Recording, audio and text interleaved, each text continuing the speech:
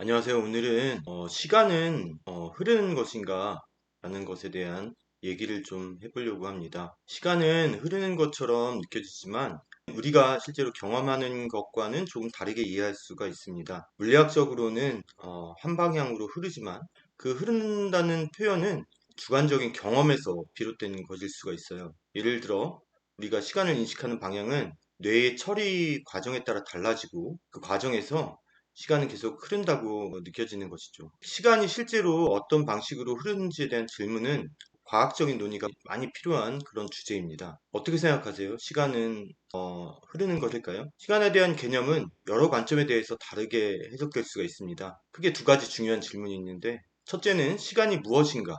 둘째는 시간이 어떻게 흐르는가입니다. 시간이 무엇인가? 시간을 이해하려면 먼저 시간의 본질에 대해서 한번 생각해 볼 필요가 있어요. 옛날부터 사람들은 시간을 어떤 흐름이나 순차적인 변화로 이해해 왔어요. 예를 들어서 고대 그리스 철학자 아리스토텔레스는 시간을 변화의 측정으로 그렇게 정의했어요. 즉 시간이란 사건들이 일어나는 순서를 관찰하고 그것을 기록하는 방식으로 인식된다는 것입니다. 근데 물리학에서는 시간은 단지 우리가 사건들을 정렬하는 도구일 뿐 아니라 그 물리적 현상을 설명하는 아주 중요한 요소로 등장하게 됐습니다. 뉴턴은 시간과 공간을 독립적이고 이를 바탕으로 고전 역학을 얘기했죠. 그런데 아인슈타인은 상대성 이론을 통해서 시간이 절대적이지 않다고 주장했어요.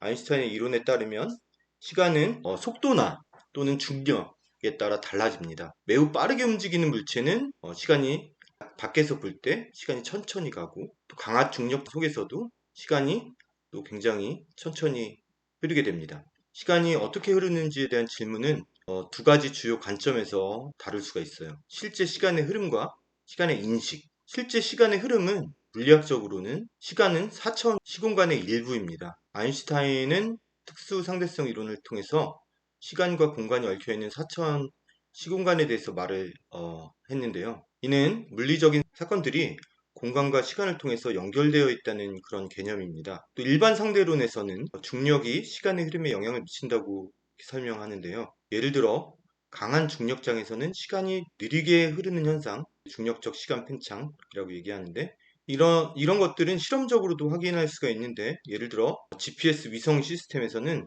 정밀한 시간 계산이 이루어지면 상대성 이론을 반영해야만 정확한 위치를 알 수가 있습니다. 영화 인터스텔라에서도 보면 블랙홀에서 시간이 거의 멈춰지는 그런 현상을 다루기도 하죠. 시간의 방향성에 대해서 한 말씀을 드릴게요. 우리가 시간의 흐름을 한 방향으로만 인식하는 이유는 엔트로피, 즉 연력학 제2법칙과 관련이 있습니다. 엔트로피는 시스템의 무질서도, 혼돈을 나타내는 그런 지표인데요. 자연적으로 시스템은 시간이 지나면서 엔트로피가 증가하는, 즉 점점 더 많은 무질서를 갖게 되는 방향으로 자연은 흘러가게 됩니다. 이 엔트로피 증가가 바로 시간의 화살이라고 불리는 그런 개념입니다.